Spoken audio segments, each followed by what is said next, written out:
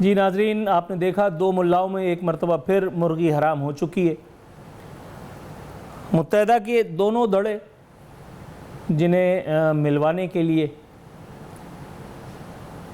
دونوں طرف کے قائدین نے بہت کوششیں کی انورٹڈ کاماز میں، لیکن ان کوششوں کا نتیجہ بارہا یہی برآمد ہوا جو آپ نے ابھی ٹیلی ویژن سکرین پر دیکھا۔ دھینگا مشتی ہوئی، مار کٹائی ہوئی، ہوائی فائرنگ سے دل کو لبھایا گیا، اور یہ کوئی پہلی مرتبہ نہیں ہے کہ جب متحدہ قومی موومنٹ کے یعنی مختلف فریکشنز ایک دوسرے کے سامنے آئے ہیں اور وہ باعث تمسخر حرکت فرما رہے تھے۔ اس سے پہلے بھی بہت کچھ ہوا ہے۔ میرا خیال ہے کہ آج کے اس پروگرام میں اپنی گزشتہ ایپیسوڈ کا حوالہ بھی اگر دیا جائے تو غلط نہ ہوگا۔ پہلے یہ دیکھ لیجئے، متحدہ قومی موومنٹ کے ایک ایم پی اے ہیں جو سندھ اسمبلی میں کھڑے ہو کر کے اور باقاعدہ اپنی ایک صاحب جو ان کے گروپ سے نہیں، جو دوسرے گروپ سے تعلق رکھتے ہیں، ان کا نام لے رہے ہیں اور فرما رہے ہیں کہ جی انہوں نے مجھے سنگین نتائج کی دھمکی دی ہے۔ یہ سب متحدہ قومی موومنٹ میں ہو چکا ہے۔ میں ابھی یہاں بیان میں بیٹھا ہوا تھا، میرے معزز ممبر شارق جمال صاحب جو کہ میرے سامنے بیٹھے ہوئے، انہوں نے مجھ سے کہا کہ تم نے وہاں جو اپنے علاقے میں وہ ایک ان کا ایم پی ایم این اے اقبال محسود، وہ پی ایس پی گروپ، پرانی پی ایس پی گروپ سے تعلق ہے اس کا، اس نے جو ہے وہاں پہ میرے اور اس کے معاملات ہوئے، کیونکہ میں خالد مقبول صدیقی گروپ سے ہوں۔ ٹھیک ہے،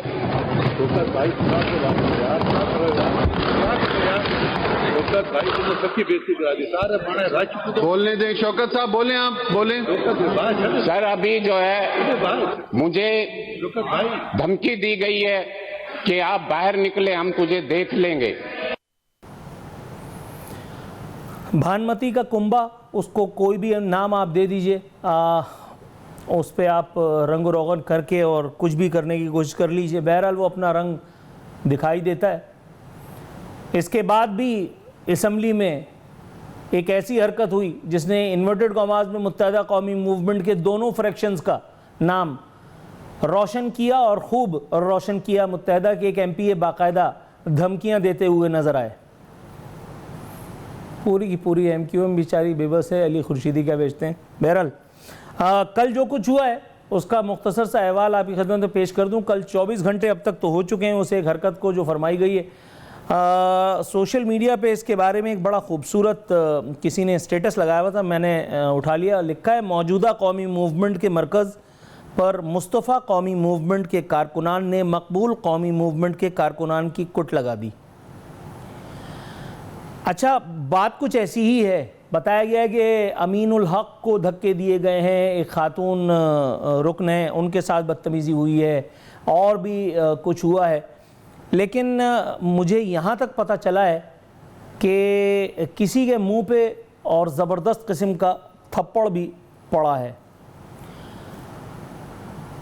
رات میں کسی کا ٹیلی فون آیا تو اس نے بتایا کہ یہ اسی تھپڑ کا ریپلے تھا جو متحدہ قومی موومنٹ اصل والی جو کبھی ہوا کرتی تھی، جس پہ جی بھائی کہتے ہوئے نظر آتے تھے سب۔ وہاں پہ جب الطاف حسین نے اور سب کو اجتماعی طور پہ ان کی محفل جوتے بازی منعقد کروائی تھی عوام کے ہاتھ سے، یہ اسی کا ایکشن ریپلے تھا۔ اور اس میں بتایا یہ گیا ہے، راویان روایت جو وہاں اس کمرے میں موجود تھے، ان کا اصرار ہے کہ مان لیا جائے کہ جن لوگوں کی پچھلی مرتبہ پٹائی ہوئی تھی وہاں پہ، ان میں سے کچھ بڑی فلائٹیں کل بھی رگڑے میں آئی ہیں۔ اچھا، ایک صحافی ہیں، اب میں اپنے کندھے پہ کیوں رکھوں، فیض اللہ خان ان کا نام ہے، انہوں نے ٹویٹا ہے، اپنی اسکرین پر آپ دیکھ رہے ہیں، لکھا ہے ایم کیو ایم طویل عرصے بعد اپنے پرانے اور اصل رنگ میں واپس لوٹ گئی۔ بہادر آباد پر قائم دفتر پر قبضے کے لیے مصطفیٰ کمال اور خالد مقبول صدیقی کے کارکنوں میں تصادم، فائرنگ، خوف و ہراس، ایم کیو ایم سے بندوق زیادہ عرصہ دور نہ رہ سکی۔ اس کے بعد ایک اور خبر چلی ہے کہ جی مصطفیٰ کمال کو ایم کیو ایم پاکستان سے علیحدہ کرنے کے لیے مشاورت شروع، جلد اعلان متوقع۔ آئی ڈاؤٹ کہ متحدہ قومی موومنٹ اپنے آپ پر اپنے معاملات پر قابو پاتے ہوئے اور اس طرح کا کوئی اعلان انڈیویجول کیپیسٹی میں کرنے کی کیپیبل ہے. لیکن بہرحال ایک اور خبر میرے پاس موجود ہے جس کا میں نے دیدہ و دانستہ لوپ نہیں بنوایا. وہ خبر بتا رہی ہے امین الحق کہتے ہیں کہ اب مزید آگے چلنا ممکن نہیں. اب مزید آگے چلنا ممکن نہیں. اس کے بعد یہاں کچھ ایسا ہوا ہے کہ عبید کیٹو بھائی ان کے بارے میں لکھا تھا کہ انہوں نے اخلاقاً ہوائی فائرنگ وغیرہ کر کے اور لوگوں کو ان کے قلوب کو برمایا. اس کے بعد پھر بہادر آباد چار مینار چورنگی تک جو ہے وہ دکانیں بند کرانے کا سلسلہ, مطلب وہی ایم کیو ایم کی جو ایک ٹریڈیشنل سیاست تھی اس کا رنگ کل دوبارہ نظر آ گیا وہاں پہ. اس کے بعد پھر کچھ یوں ہوا کہ مصطفیٰ کمال صاحب وہاں بھاگم بھاگ جو ہے وہ پہنچے اور پہنچ کر کے انہوں نے میڈیا سے گفتگو کی کوشش کی. بیچ میں ان کا دل اچاٹ ہو گیا یا معاملات قابو میں نہیں تھے, اس کا حوالہ آپ اس کلپ میں دیکھ لیجئے, یہ بھی سوشل میڈیا پہ وائرل ہے. جتنا تیقن سے آری لہجہ مصطفیٰ کمال صاحب کا تھا اس سے واضح طور پہ پتہ چلتا ہے کہ ایم کیو ایم میں رفٹ اس حد تک آگے بڑھ چکی ہے کہ اب کسی کا کوئی بس ایک دوسرے پہ نہیں چل رہا. اس سے پہلے مصطفیٰ کمال اور خالد مقبول ایک دوسرے پر چاند ماری کرتے دکھائی دیے ہیں. اس کا احوال ہم نے اپنی ایپیسوڈ میں شامل یوں نہیں کیا تاکہ ایپیسوڈ ڈریگ نہ کر جائے, آپ بور نہ ہو جائیں. مصطفیٰ کمال مسلسل خالد مقبول کو اور خالد مقبول مسلسل مصطفیٰ کمال کو نام لیے بغیر ایک دوسرے پر تبرہ کرتے ہوئے دکھائی دے رہے تھے. دونوں فریکشنز نے اپنی اپنی طاقت کے مظاہرے کے لیے الگ الگ مقامات کا انتخاب بھی کیا. دونوں نے کچھ نہ کچھ طاقت جو بھی جیسی بھی ان سے بن پڑی اس کا مظاہرہ کرنے کی اداکاری بھی کی. وہ طاقت جیسی بھی تھی لیکن بہرحال انہوں نے اس کا مظاہرہ کیا. اور اس کے بعد پھر آفاق احمد نے, متحدہ نہیں مہاجر قومی موومنٹ پاکستان, انہوں نے اپنی طاقت کا مظاہرہ کیا. کراچی والا جو بھی کراچی میں پیدا ہوا ہے, جس کا دل دماغ صحیح ہے, جو ہوش میں ہے, اس کو ایسا لگتا ہے کہ ان دونوں کا جلسے ملا کر کے بھی اتنے بڑے نہیں تھے جتنا آفاق احمد کا اکیلے کا جلسہ تھا. تو اس کا مطلب ہے کہ ہوا بدل چکی ہے, اس کا مطلب ہے کہ لوگوں کا موڈ مزاج کچھ چینج ہو رہا ہے. اب ظاہر ہے کہ آپ ایک بڑی خوبصورت سی بات ہمارے ایک استاد کیا کرتے تھے, میں اس کو ایک بڑی شرافت کے جامع میں کرنے کی کوشش کرتا ہوں. انہوں نے فرمایا تھا کہ دو ٹرانسجنڈرز کو اگر آپ ان کی شادی فرما دیں اور اس کے بعد آپ جانماز بچھا لیں کہ یا اللہ لڑکا دینا, تو یہ اللہ میاں کی روایت نہیں ہے, یہ اللہ کی کا طریقہ نہیں ہے, سنت نہیں ہے. آپ مطلب لاجیکل کوئی کام کریں اس کے بعد اللہ سے دعا مانگیں تو ہوگا. لیکن اگر آپ اس طرح کا کوئی کام کریں جیسے کہ یہ کیا گیا ہے تو پھر یہی سب نکل کر کے اس میں سے آنا ہے کہ جو سامنے آ رہا ہے. آخری جو بیان زبردست قسم کا داغا تھا مصطفیٰ کمال نے وہ یہ تھا کہ خالد مقبول مسلسل آئین کی خلاف ورزی کر رہے ہیں, الیکشن کروائیں پتہ چل جائے گا کارکنان کس کے ساتھ ہیں. اس کے بعد پھر یہ ہوا کہ وہاں انہوں نے یہ تک کہا, خالد مقبول صاحب نے ایک اندر سے نکل کر کے خبر آئی کہ جی جو لوگ ہمیں چھوڑ کر کے چلے گئے تھے, جو ایم کیو ایم کے آئین کو نہیں مانتے, جو ان کے وجود سے ہی منکر تھے, وہ تو الیکشن میں ووٹ ڈال ہی نہیں سکیں گے انٹرا پارٹی انتخابات میں. تو پھر وہ کس طرح سے کوئی عہدہ پائیں گے, کس طرح سے ان کو اکوموڈیٹ کیا جائے گا. بات شاید ان کی بھی اپنے طور پہ ٹھیک تھی, میں شاید کا صیغہ استعمال کر رہا ہوں, مجھے نہیں پتہ. اچھا پھر ایک خبر آئی کہ جی یہ جو دھینگا مشتی, یہ جو بھیڑ بھاڑ ہوئی ہے, یہ جو بالکل بے لباس ہو کر کے دونوں فریکشن سامنے آ گئے ایک مرتبہ پھر, اس واقعے پر عوام کو حقائق سے آگاہ کرنے کے لیے یا شاید اگلا قدم اٹھانے کے لیے خالد مقبول کوئی پریس کانفرنس کرنے والے. لیکن جیسا کہ میں نے تھوڑی دیر پہلے کہا کہ خالد مقبول صاحب آئی ڈاؤٹ کہ ان کے پاس اس طرح کا کوئی اختیار ہے, آئی ڈاؤٹ کہ مصطفیٰ کمال صاحب کے پاس اس طرح کا کوئی اختیار ہے. انہیں ساتھ چلنا ہے اور چلنا ہی ہے, تو بس چلتے چلتے کہیں نہ کہیں تو پہنچ ہی جائیں گے. ایک اور خبر ہمیں بتا رہی ہے, اسی حوالے سے مجھے نہیں پتا درست ہے یا نہیں, لیکن بہرحال اس کی شنید ہے, راویان روایت اس پہ اصرار کر رہے ہیں کہ ایسا ہوا ہے. میں صرف خبر پڑھ کر کے بتا دیتا ہوں. ایم پی اے اعجاز الحق اور رہنماؤں کے ساتھ دوسرے گروپ نے ہاتھا پائی کی. ایک اور موصوف ہیں, وہ لکھتے ہیں کہ انیس قائم خانی نے اعجاز الحق کو تھپڑ مارے. واللہ عالم ایم کیو ایم کے رہنماؤں میں کیا ٹھنی ہے، کیا وہ کرنا چاہتے ہیں. لیکن بہرحال اگر کسی کو یہ لگتا ہے کہ اس خبر کو چلا کر کے ہم نے کوئی زیادتی کی ہے، تو میں آپ کو سب سے پہلے، کیونکہ میں نے ایک چیز سیکھی ہے اور وہ بڑی اچھی چیز ہے، اب اس کا مظاہرہ میں کرنے کے لیے جا رہا ہوں کہ جو کچھ میں کہہ رہا ہوں اس کو میں اسکرین پہ ہی جسٹیفائی کر دوں. پہلے وہ چلائیے بھائی مصطفیٰ کمال صاحب کا وہ وائس نوٹ جو انہوں نے مجھے بھیجا تھا، میری ایک کال اور پھر اس کے بعد پھر وائس نوٹ کے جواب میں. تاریخ کیا تھی؟ 16 جون 2026. جی السلام علیکم عارفین بھائی، میں نے ابھی آپ کا یہ میسج سنا. سوری، بس وہ میری ٹریولنگ اور بجٹ اور چیزوں کی وجہ سے، پارٹی چیزوں کی وجہ سے جو ہے مجھے نہیں مل پایا ٹائم، نہیں دیکھ سکا. آپ کی کال مس ہوئی. میں ابھی تو نہیں کہیں پہ جا رہا ہوں، کل بھی نہیں گیا ہوں، آج بھی نہیں. میری آج بڑی بجٹ اسپیچ ہے اور یہ ابھی تو یہ سلسلہ شروع ہو گیا. ایران امریکہ والے ایگریمنٹ والی بات جو ہے وہ پریویل کر رہی ہے. جب بھی شروع ہوگی بات تو ابھی تو ہی چلے گا سلسلہ، تو انشاءاللہ تعالیٰ کریں گے. السلام علیکم. یہ مصطفیٰ کمال صاحب کی آڈیو آپ نے سنی. 16 جون کو یہ آڈیو مجھے ریسیو ہوئی ہے، جس کے بعد میں نے جزاک اللہ خیر ان کو لکھ دیا. اس کے بعد پھر مصطفیٰ کمال صاحب کی مصروفیت کے سبب ہم ان سے انٹرویو نہیں کر سکے. آلدو مصطفیٰ کمال صاحب اسی ایک مدعے پر مختلف چینلز پہ اپیئر ہوئے، لیکن بہرحال کوئی شکوہ نہیں، کوئی مسئلہ نہیں. پھر اس کے بعد 13 جولائی، یہ اسکرین شاٹ آپ کو نظر آ رہا ہے، 13 جولائی 2026 کو میں نے 4:18 پہ کال کی، نو آنسر. اس کے بعد میں نے 19 سیکنڈ کا 4:20 PM پہ ان کو ایک وائس نوٹ بھیجا جس کا کوئی جواب نہیں ملا. پھر اس کے بعد 11:14 رات کو میں نے ان کو کال کی، نو آنسر. اس کے بعد میں نے ان کو ایک وائس نوٹ بھیجا مصطفیٰ بھائی لکھ کر کے، ہنوز اس کا کوئی جواب مجھے ابھی تک دستیاب نہیں ہوا. تو جنہیں یہ لگتا ہے کہ میں نے کوئی صحافتی بددیانتی برتی ہے، میں نے متحدہ سے اس کا ورژن نہیں لیا، میں نے مصطفیٰ کمال یا خالد مقبول سے رابطہ نہیں کیا، خاطر جمع رکھیں کہ یہ رابطے میں بہت پہلے سے کر رہا ہوں. ایک مرتبہ مصطفیٰ کمال صاحب کا جواب آیا، لیکن اس کے بعد سے پھر ابھی تک ہنوز سناٹا ہے. تو اب میں اور کتنا رابطہ کروں؟ کچھ اور بھی کام ہیں دل ناداں کو کرنے کے، میں رابطہ ہی کرتا رہوں یا اپنا کام بھی کروں. اس دوران میں بہرحال ایم کیو ایم نے جو کام کیا تھا اس کا احوال آپ نے ملاحظہ کیا. مصطفیٰ کمال گروپ اور خالد مقبول گروپ اب کھل کر کے سامنے آ گئے ہیں. کوئی بعید نہیں کہ کل ایک پریس کانفرنس ہو، اس میں بکے سامنے لگا ہوا ہو، مصطفیٰ کمال صاحب ان کے ساتھ، خالد مقبول صاحب ان کے ساتھ، فاروق ستار صاحب ہاتھوں میں دل والے غبارے اور گلاب کے جو ہے وہ رنگ کے کپڑے پہن کر کے، اور ایک دوسرے کو کشور کمار کے گانے بھی سنائیں.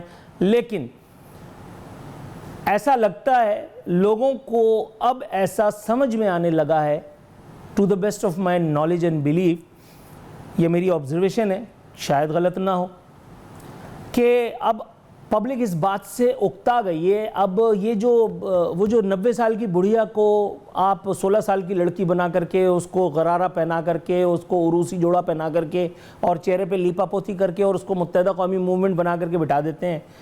اب میرا نہیں خیال ہے کہ اب اس طرح کا کوئی چلن پبلک ایکسیپٹ کرنے کے چکر میں ہے.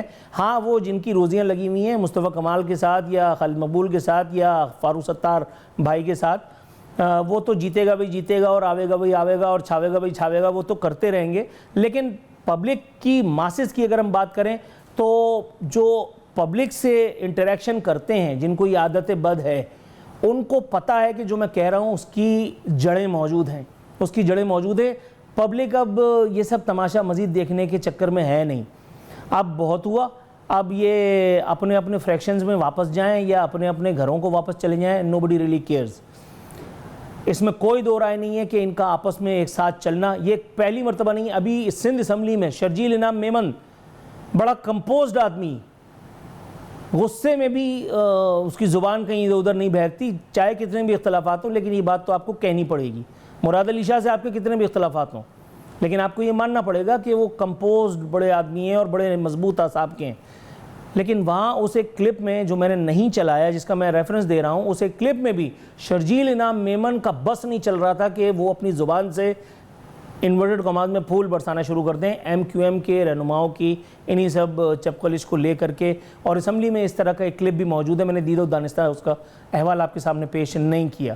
جس کو تکلیف ہے وہ یوٹیوب سے رجوع کرے، مل جائے گا کچھ نہ کچھ انشاءاللہ تعالی میرے اس بات کا ثبوت بھی۔ باقی سن کر کے افسوس ہی ہوتا ہے کہ وہ سیاسی جماعت جس کا ڈسپلن، جس کی سب مخالفین بھی گواہی دیتے تھے اور بلکہ دہائی دیا کرتے تھے، جس کے نظم و ضبط کا 1 2 3 کہہ کر کے اور کراچی میں سناٹا ہو جایا کرتا تھا، اب حالت یہ ہے کہ میں بھی چیئرمین ہوں اور تو بھی چیئرمین ہے۔ اب یہ ہے کہ تو بھی قائد تحریک ہے اور میں بھی قائد تحریک ہوں۔ اب یہ ہے کہ میں بھی جو ہے وہ چاند پہ جانا چاہتا ہوں اور تو بھی چاند پہ جانا چاہتا ہے، لیکن مزے کی بات یہ ہے کہ سواری کسی کے پاس نہیں ہے۔ اللہ تعالیٰ رحم کرے ان سارے فریکشنز پر، یا ان پہ نہ کرے تو کم از کم کراچی والوں پہ تو کر ہی دے۔ ان پہ رحم تو خود بخود کہیں نہ کہیں سے ہو ہی جائے گا۔ اللہ تعالیٰ بس کراچی والوں پر اور کراچی کے معاملات پر رحم کر دے کہ کراچی کی سیاست کو کوئی ایک تک کا، کوئی ایک سلیقے کا، کوئی ایک ایسا خوبصورت موڑ مل جائے پروردگار کہ جہاں سے کراچی والوں کے مسئلے حل ہو سکیں۔ میرا خیال ہے یہ کافی ٹائم ہو گیا اس خبر کو، یہیں اس کو روکتے ہیں، پھر اگلی سٹوری پر آتے ہیں، ایک مختصر سا وقفہ۔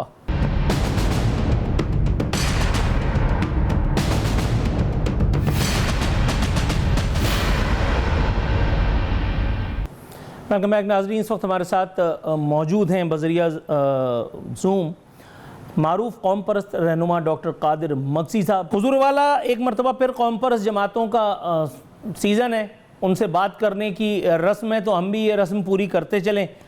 ایک مرتبہ پھر سندھ کو معذرت تقسیم کرنے کی صدائیں، صرف سندھ کو ہی نہیں، پنجاب میں بھی، ملک بھر میں صوبے بنانے کے حوالے سے ایک بیان کسی نے دیا ہے، نام مجھے اس وقت ذہن میں نہیں آ رہا، میرا خیال ہے آپ کو تو پتہ ہی ہوگا۔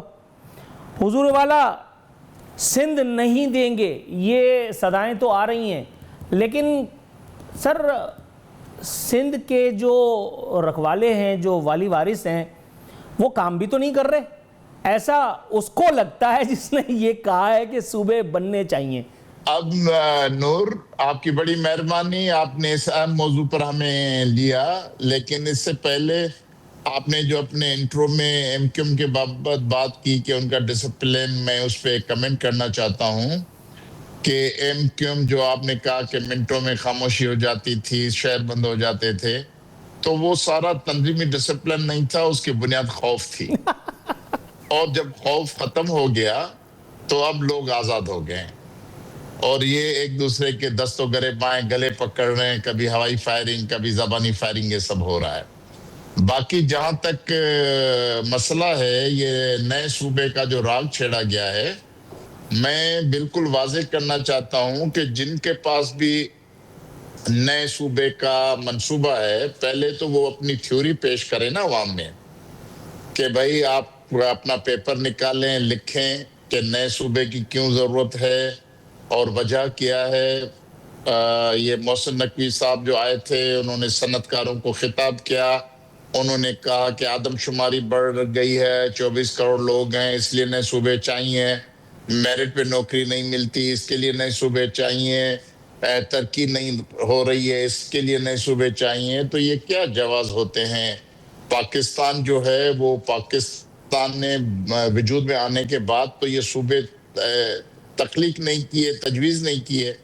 ان کو بنیادی فلسفہ جو یہ ہمیشہ بھول جاتے ہیں ایسی تھیوری سوچتے ہوئے کہ پاکستان کی جو ماں ہے، تاریخی کتابوں میں لکھا ہوا ہے کہ پاکستان جو ہے قائد اعظم محمد علی جناح نے 14 اگست 1947 کو بنایا، تو یہ مین میڈ ریاست ہے، نیچر میڈ نہیں ہے۔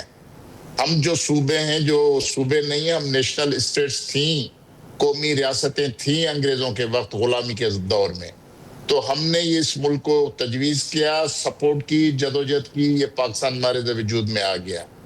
تو کوئی بھی صوبے کی جغرافیکل حدود، کوئی لوگ، یہ کسی بھی طور پہ رکاوٹ نہیں ہے ملک کی ترقی میں۔ ہمیں نہ حق ہے کہ ہم جو غیر ملکی آبادکاری ہو رہی ہے، انفلکس ہو رہا ہے، اس کو روک سکیں، نہ ہم پاپولیشن پلاننگ کر کے اور کم بچے پیدا کرنے کی کوشش کو کر سکتے ہیں، اور نہ اکانومیکلی ہم جو ہے ملک کی جو ترقی، جو نیا دبئی بنانا چاہتے ہیں، یہ کرنا چاہتے ہیں۔ تو کس کو اختیار تھے؟ یہ آپ کا ایک رخ درست ہے کہ پیپلز پارٹی حکمران ہے سندھ کی، لیکن حقیقی طور پہ سندھ کے عوام کے احساسات کی ترجمان اور نگران نہیں ہے، اور یہ سارے وہی ہینڈ پکڈ لوگ ہیں جن کو 77 سالوں میں پاکستان کی اسٹیبلشمنٹ نے منتخب کیا ہے حکمرانی کے لیے. اب کرپشن ہے, میرٹ پہ نوکریاں نہیں ملتی, نوکریاں بکتی ہیں, ڈسکریمنیشن ہے, ڈیولپمنٹ نہیں ہوتی ہے. یہ سارے مسئلے جو قانون کی حکمرانی نہیں ہے, اس میں سندھ کے لوگوں کا کوئی قصور نہیں ہے. بالکل ٹھیک ہے سر, آپ کی بات سے جو ہے میں نے سوال نکال لیا ہے, اس میں جس کا قصور ہے. بات یہ قادر مقصی صاحب نے کہا کہ انڈورس کیا انہوں نے اس بات کو محسن نقوی صاحب کی کہ میرٹ پہ نوکریاں نہیں ملتی, گورننس کا حال برا ہے, سندھ کی حد تک کام نہیں ہو رہے.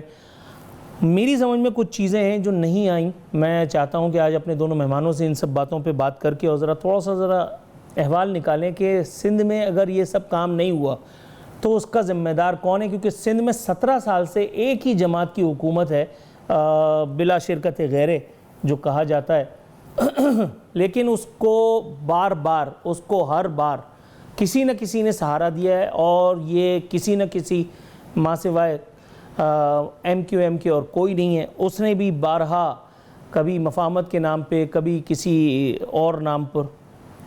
عمران صاحب السلام علیکم سر. وعلیکم السلام سر, کیسے ہیں؟ طبیعت ٹھیک ہے آپ کی؟ الحمدللہ, آپ کیسے ہیں بھائی؟ ٹھیک میں بالکل ٹھیک ہوں, لیکن سر وہ قادر مقصی صاحب کو بڑا شکوہ ہے. محسن نقوی صاحب کے بعد قادر مقصی صاحب بھی کہہ رہے ہیں کہ جی میرٹ پہ نوکریاں نہیں مل رہی, سندھ میں گورننس کا حال جو ہے وہ برا ہے, لوگوں کو ریلیف نہیں ملا. اس بات تک تو بات ٹھیک ہے, لیکن نئے صوبے پہ آ کر کے ذرا رپڑ پڑ رہا ہے.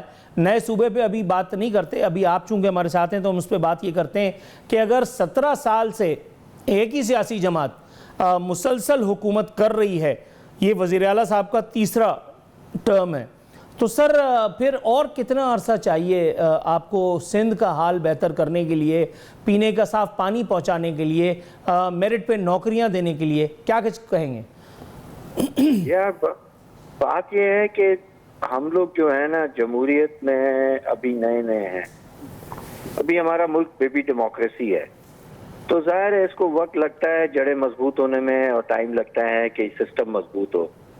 جو محسن نقوی صاحب نے بات کی کہ سسٹم جو ہے وہ کولیپس ہو چکا ہے اور سسٹم جو ہے اب مزید نہیں چل سکتا, یا اس قسم کی انہوں نے جو بات کی ہے, میں سمجھتا ہوں کہ یہ بات نہیں ہے, کیونکہ ہمارے ہاں ایکسپیرینسز ہمیشہ ہوئے ہیں سسٹم کو ڈیریل کر کے, چاہے وہ مشرف صاحب کی حالت میں ہو, چاہے وہ ایوب خان صاحب کی حالت میں ہو, چاہے وہ جنرل ضیاء الحق کی حالت میں ہو, لیکن ان سسٹم میں بہتری نہیں آئی, ملک ان میں پیچھے ہوا ہے. لیکن جمہوریت پہ پھر بھی جمہوریت پہ ہاں ہم مانتے ہیں ہماری غلطیاں ہیں, ہو سکتا ہے ہم نے ڈیلیور نہ کیا ہو اتنا جتنا لوگوں کی ایکسپیکٹیشنز ہے ہمارے ساتھ, لیکن پھر بھی بہرحال ہم نے کوشش بھرپور کی ہے کہ ہم بھرپور طریقے سے ڈیلیور کر سکیں. اب سندھ کے آپ ہیلتھ سیکٹر میں اٹھا کے دیکھیں تو وہاں پہ بھی کام ہوا ہے, کمیونیکیشن سیکٹر میں بھی کام ہوا ہے, اور جو سیلاب زدگان کے لوگوں کو ایک گھر بن کے نئے ملے ہیں اس میں بھی کام ہوا ہے. اب ایسی بات نہیں ہے کہ بالکل وہ جیسے کہتے ہیں کہ 0/0 ہے اور کام نہیں ہوا, میں اس چیز کو نہیں مانتا.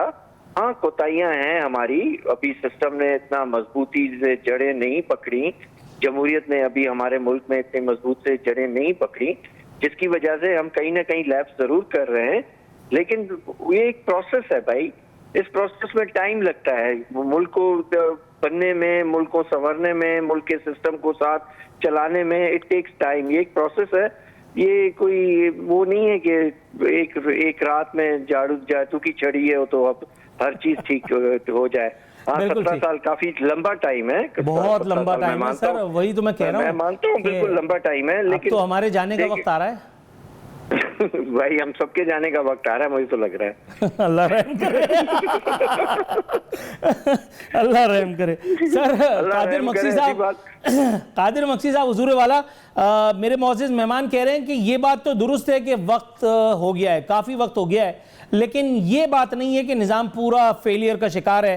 حضور والا میں یہ پوچھنا چاہتا ہوں کہ چلیے مان لیا جائے کہ صوبے بنانے کے لیے آپ لوگ کسی طرح سے راضی ہو جاتے ہیں, if at all کہہ رہا ہوں, تو کیسے کام ہوگا؟ حضور والا وہی والی بات ابھی کسی نے کہا اور میں اسی کو کوٹ کر دیتا ہوں کہ کیا جتنے صوبے بنیں گے اتنے مزید گورنر ہاؤسز ہوں گے, اتنے مزید وزیر اعلیٰ ہاؤسز ہوں گے, اتنی مزید کابینائیں ہوں گی, اتنے مزید پروٹوکولز پھر آئیں گے, اور اس کے بعد پھر میں بیٹھ کے آپ سے سوال کر رہا ہوں گا کہ سر یہ کیا ہوا,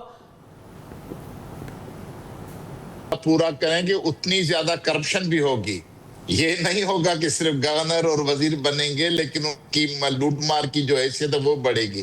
دیکھیں آپ کا پہلے جو موقف تھا اس میں جملہ آپ کمپلیٹ کریں کہ پیپلز پارٹی صرف اقتدار کی مالک نہیں ہے, ایم کیو ایم بھی اس کے ساتھ ہے. ایم کیو ایم 87 سے لے کر لوکل گورنمنٹ میں جنرل ضیاء کی لوکل گورنمنٹ میں فاروق ستار کراچی کے میئر بنے تھے, اس سے لے کر 2026 تک وہ اقتدار میں رہی ہے. پھر عمران خان سے لے کر عارضی حکومت, پھر شہباز شریف کی حکومت, اور پھر یہ پیپلز پارٹی کی اور شہباز شریف کی حکومت میں اقتدار میں رہی ہے. اس لیے دونوں جو حصے ہیں, نہ ایم کیو ایم کے فاروق ستار ان کو خالد مقبول صدیقی کو, نہ مصطفیٰ کمال کو کوئی اخلاقی جواز نہیں کہ وہ کہے کہ نئے صوبے بناؤ یا وفاقی حکومت کا اختیار کراچی میں لے آؤ. نئی محسن نقوی کو یہ اختیار ہے کہ وہ ایک حکومت میں وزیر داخلہ بن کر ایسی باتیں کہے. پہلے تو ان کے لیے اخلاقی پابندی ہے کہ حکومت نااہل ہے, بیڈ گورنر صاحب استعفیٰ دے کر گھر چلے جائیں, اس کے بعد اپنی جماعت بنائے یا کوئی گروپ بنائے اور پھر اس کی آپ کریں سلسلہ. لیکن مسئلہ یہ ہے کہ جیسے آپ کہتے ہیں کہ یہ تو پنڈورا باکس ہے, یہ جو صوبے اور گورنرز پاکستان میں صوبے بنانے کی جو بات ہے نا, یہ صرف آپ کو ہم کو سندھ کے لوگوں کو بیلنس کرنے کے لیے ہوتی ہے کہ پنجاب کے اتنے صوبے بناؤ, پشتونخوا میں. اصل مسئلہ کراچی ہے.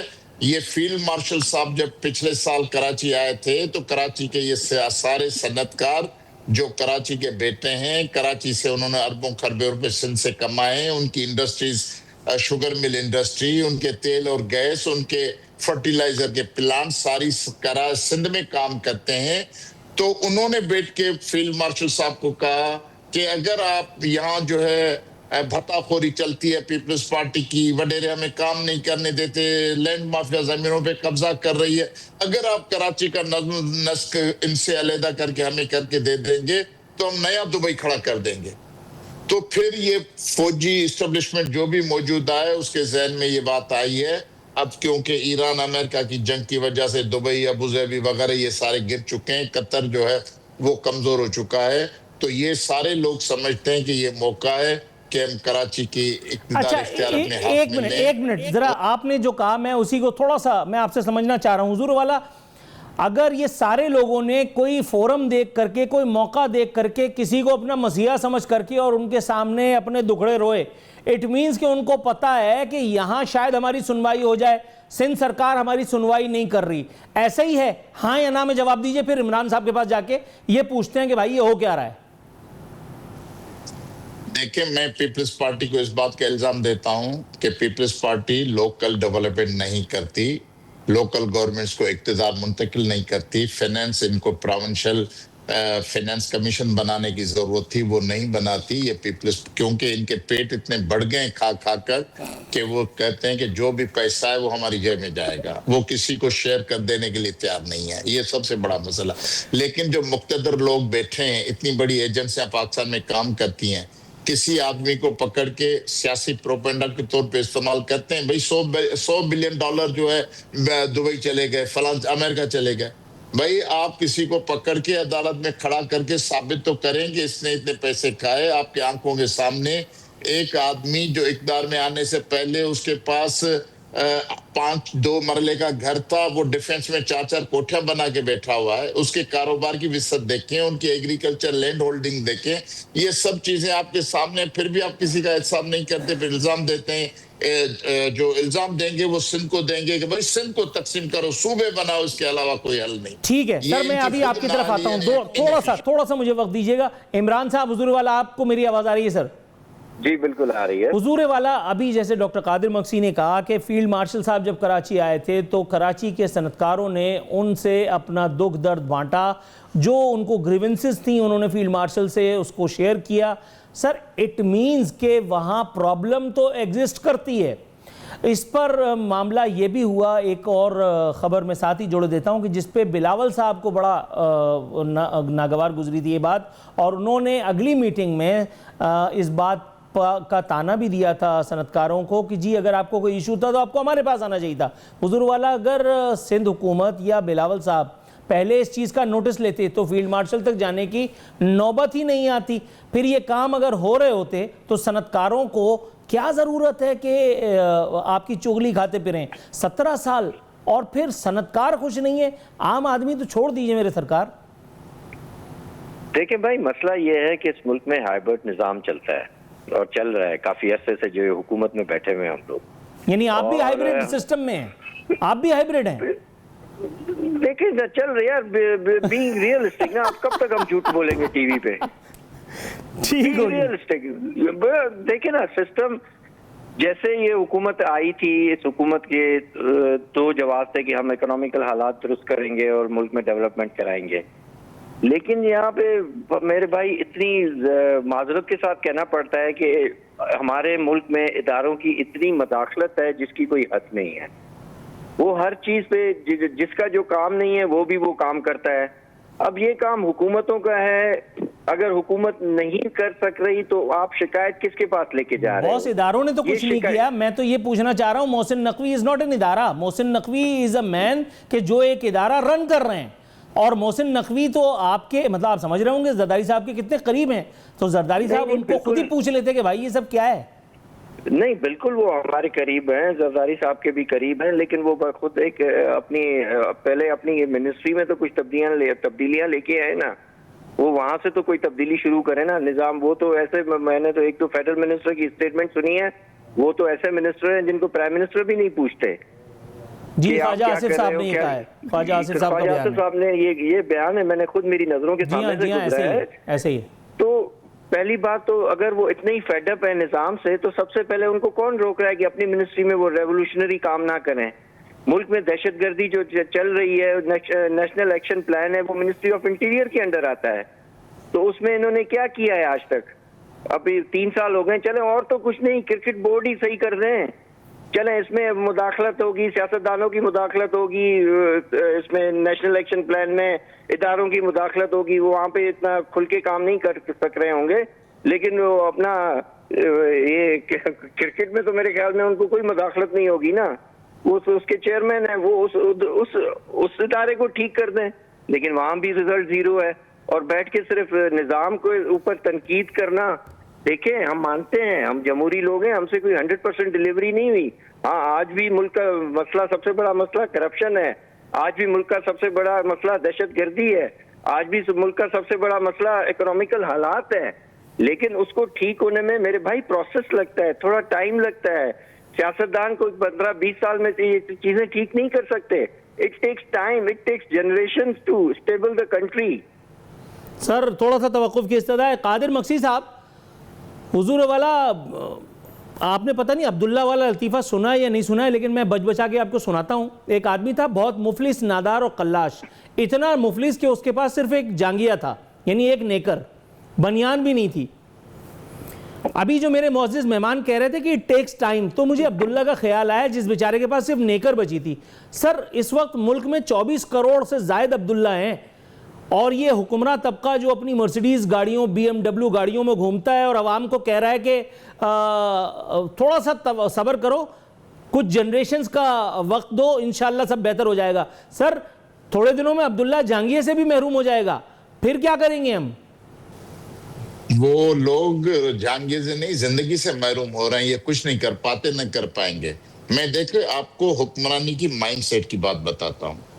مشرف کے زمانے میں, جنرل مشرف کے زمانے میں لوکل گورنمنٹ کا نظام آیا. یہ مصطفیٰ کمال صاحب جو فیڈرل گورنمنٹ کے اختیارات کی بات کر رہے ہیں, بڑھ چڑھ کے, اور صوبے کی بات کر رہے ہیں, یہ صاحب بنے تھے کراچی, ناظم کہلائے جاتے تھے اس زمانے میں. ان کو ریونیو کے اختیارات تھے, پولیسنگ ان کے نیچے تھی. جو ایڈیشنل آئی جی تھا کراچی, چیف CPO کے جسے کہا جاتا تھا, اس کی CR یہ لکھتے تھے, پروموشنز یہ کرتے تھے. اس زمانے میں کیا ہوا آپ نے دیکھا کہ پارکوں کی زمین ہڑپ ہو گئی, شادی ہال بن گئے, برساتی نالے لٹ گئے, کراچی کی چائنا کٹنگ ہوئی. یہ سب انہی صاحبوں کے اختیارات کے دور میں کراچی کے زمینوں کی بندر بانٹ ہوئی. اس کے بعد جو ہے ریونیو ریکارڈ کو آگ لگا دی گئی, سارے ریکارڈ مختار کاری وغیرہ وہ سارے انگریزوں کے زمانے کے ریکارڈ جلا دیے گئے. پولیس میں جتنا کرائم, اسٹریٹ کرائم بڑھا, جوا خانے چلے، طواف خانے کراچی میں بڑے، سب انہی صاحبوں کی دور میں ہوئے ہیں. تو یہ کہنا کہ صرف اقتدار وڈیروں کے پاس ہے، سندھ کے وزیر اعلیٰ کے پاس ہے، اس وجہ سے خرابی ہے، ہمیں اختیار ملے گا تو ہم شہر کو بنا دیں گے. پانی پہنچانے کی ذمہ داری انہوں نے اپنے دور میں 1987 سے، لیکن اب تک یہ ٹینکر مافیا کے خلاف کیا کیا. مشرف کے زمانے میں تو یہ سفید اور کالے کے مالک تھے نا. اتبا براہیم نام کا وزیر اعلیٰ تھا. جام صادق کے زمانے میں وہ نام کے وزیر اعلیٰ تھے، ان کے نام کا ڈنکا چلتا تھا. کیا انہوں نے کراچی کے لوگوں کے لیے کتنی انہوں نے یہ کچی آبادیاں جو روکنے کی کوشش کی ان کو ریگولرائز کر دیا، بلکہ چائنا کٹنگ کر کے افغان پناہ گیروں کو انہوں نے آباد کیا، پنجاب سے آئے ہوئے لوگوں کو آباد کیا. جب آپ صرف پیسے کی لوٹ مار حصے پتی کے پیچھے دوڑیں گے، کراچی کو اون نہیں کریں گے، کراچی کے مسائل اپنے مستقبل کی نسلوں سے نہیں جوڑیں گے، تب تک یہ مسئلے حل نہیں ہوں گے. لیکن سر آپ کو ایک خوشی کی خبر میرا خیال ہے نہیں پتا، آپ تو میرے ساتھ انٹرویو دے رہے ہیں بیٹھ کے، وہاں دوسری طرف ایک بڑا زبردست لطیفہ ہوا ہے. اس لطیفے کو میں پڑھ کر کے مینوان پہنچا دیتا ہوں آپ تک.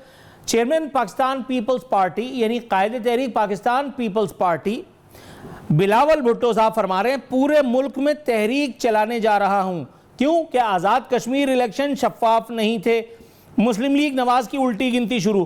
سر ابا حضور صدر پاکستان ہیں، بلاول صاحب حکومت کے خلاف مہم چلانے جا رہے ہیں، مطلب ریزگنیشن تو پھر اوپر سے آنا چاہیے نا.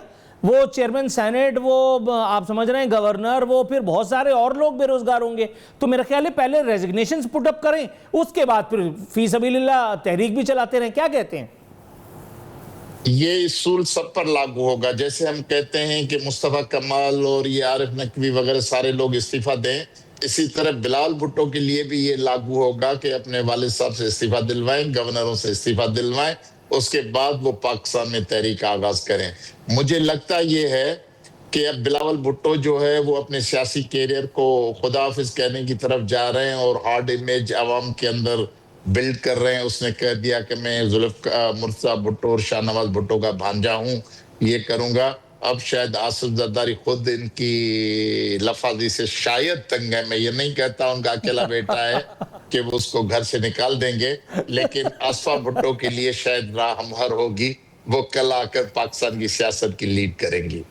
سر دیکھیں آپ نے بڑی پیشن گوئی کر دی ہے. میں تو نیوز والوں سے کہتا ہوں بھائی پک کرو یہ لائن اور پیٹنا شروع کرو. تھینکس ٹو قادر مکسی صاحب کہ انہوں نے ہمیں اتنا قیمتی وقت دیا اور اتنی خوبصورت جو ہے وہ گفتگو ہوئی. میں جو سیاسی حالات دیکھ رہا ہوں اسی حوالے سے میں تجزیہ کر سکتا ہوں، مجھے کوئی انفارمیشن نہیں ہے. بالکل ٹھیک ہے. قادر مکسی صاحب آپ سے بات چیت کر کے بہت خوشی ہوئی. ناظرین قادر مکسی صاحب سے گفتگو آپ نے ملاحظہ کی. کل انشاءاللہ تعالیٰ ایک اور موضوع پر کچھ نئے مہمانوں کے ساتھ ایک بار پھر آپ سے آن ملیں گے. بشرط زندگی اپنا خیال رکھیے گا. فی امان اللہ.